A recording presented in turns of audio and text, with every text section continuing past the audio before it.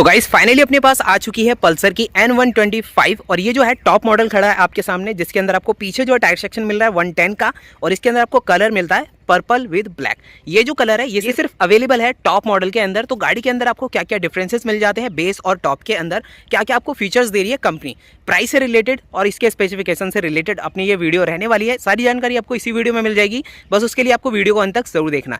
गाड़ी के फ्रंट से स्टार्ट कर लेते हैं। तो यहाँ पे आप इसका टैंक का होल देखो सबसे पहले। तो यहाँ पे आपको डुअल टोन कलर मिल रहा है, ब्लैक कलर का तो टैंक दिया जा रहा है जिसके ऊपर जो है पर्पल कलर के स्टिकर मेंशन किए हैं। अब इसके अंदर आपको हनीकॉम वाला डिजाइन भी देखने को मिल जाता है जो कि ग्रे कलर मेंशन कर रहा है अंदर की तरफ। सबसे अच्छी चीज क्या है कि आपको पल्सर जो है वो नीचे की तरफ भी मेंशन हो रहा है। यहाँ पे देख रहे हो ब्लैक एंड येलो कलर का टच दिया गया है, पल्सर मेंशन कर रखा है स्टिकर के साथ। यहाँ पे आपको हनीकॉम डिजाइन मिल जाता है जिसमें ग्रे कलर के डॉट्स मिल जाते हैं अंदर की तरफ। ये जो पार्ट है आपको मैट ब्लैक फिनिशिंग में ही दिया जा रहा है। तो इसका जो काउल है टोटली प्लास्टिक में दिया जा रहा है और इसका फ्यूल टैंक है वो आपको मिलता है मेटल में। यहाँ पे आपको पल्सर जो है वो 3D में मेंशन कर रही है कंपनी। तो ऊपर भी आपको पल्सर मेंशन हो रहा है और नीचे भी पल्सर दे रही है मेंशन। साइड से लुक दिखा दूं तो गाड़ी का जो साइड लुक है वो काफी ज्यादा अग्रेसिव है। क्यों? क्योंकि यहाँ पे आप देख रहे हो एरोडायनेमिक शेप आपको यहाँ मिल जाती है, प्लस यहाँ पे एंड होते ही इसका जो फेस है वो आ जाता है।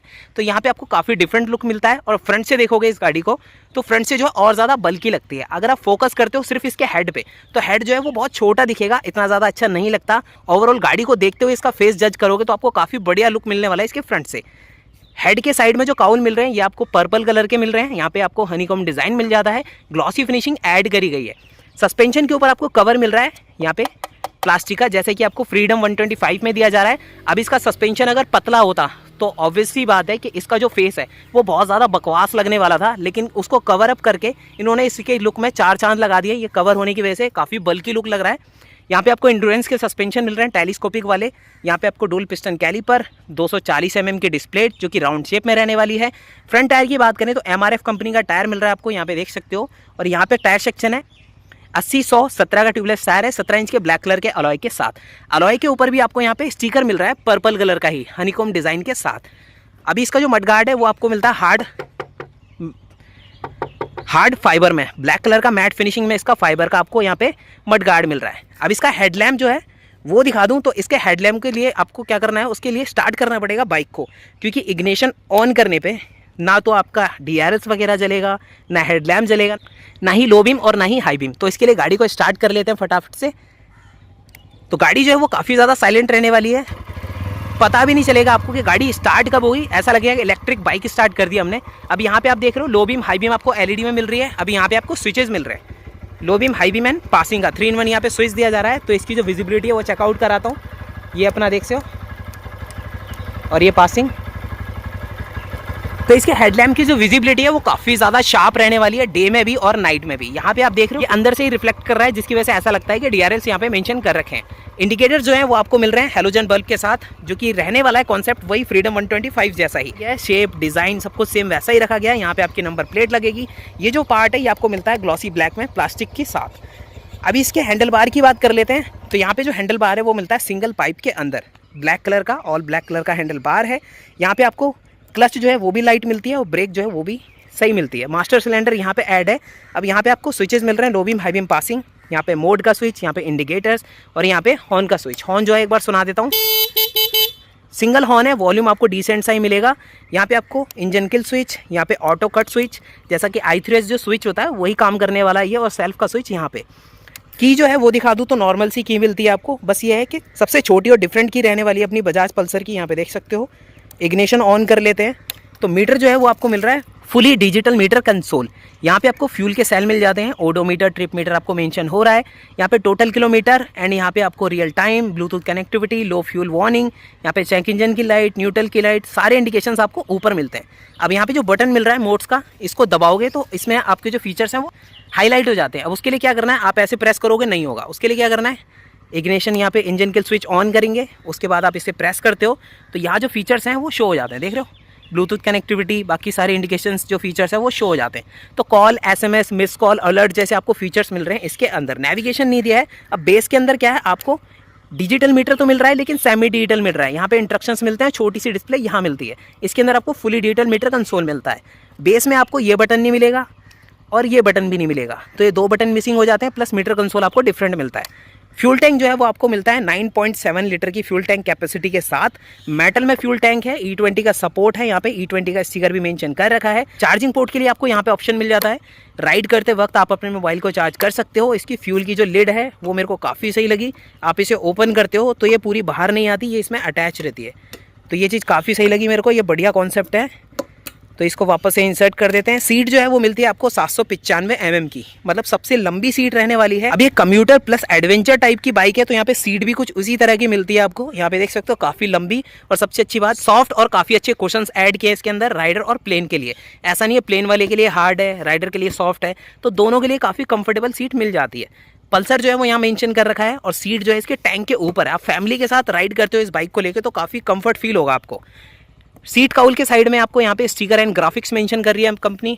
125 जो है वो सिल्वर कलर के स्टिकर के साथ मेंशन किया है, जो देखने में काफ़ी बढ़िया लग रहा है। अब एन जो है वो येलो कलर के साथ ऐड कर रखा है, जो देखने में काफ़ी डिसेंट भी लग रहा है। तो इसका जो साइड लुक है ये आपको कैसा लग रहा है कमेंट करके बताना। पीछे जो आपको सिंगल पीस में सिल्वर कलर की फिनिशिंग के साथ मेटल में यहाँ पे ग्रेवल दिया जा रहा है। टेल की बात करें तो टेल अपनी एलईडी में रहने वाली है। यहाँ पे टेल लाइट, अभी गाड़ी को स्टार्ट करके इसकी जो टेल है वो दिखा देता हूँ कि कैसी विजिबिलिटी है। गाड़ी स्टार्ट कर लेते हैं, एकदम साइलेंट स्टार्ट हो गई अपनी बाइक।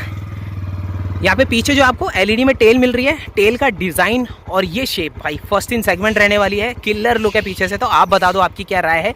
इंडिकेटर्स आपको वही हैलोजन बल्ब के साथ, यहाँ पे आपको बड़ा सा मड गार्ड मिल जाता है, एंड यहाँ पे आपकी नंबर प्लेट लगेगी। यहाँ पे रिफ्लेक्टर, ऊपर एक लाइट मिलती है हैलोजन में जो विजिबल होती है आपकी नंबर प्लेट के ऊपर। यहाँ पे बड़ा सा टायर हैगर मिल जाता है आपको प्लास्टिक में।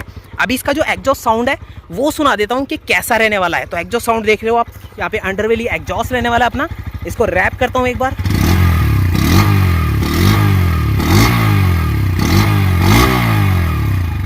तो गाड़ी का जो एग्जॉस्ट साउंड है वो काफ़ी हैवी है, 125 सीसी की कैटेगरी के हिसाब से साउंड जो है वो काफ़ी बेसी लगा मेरे को।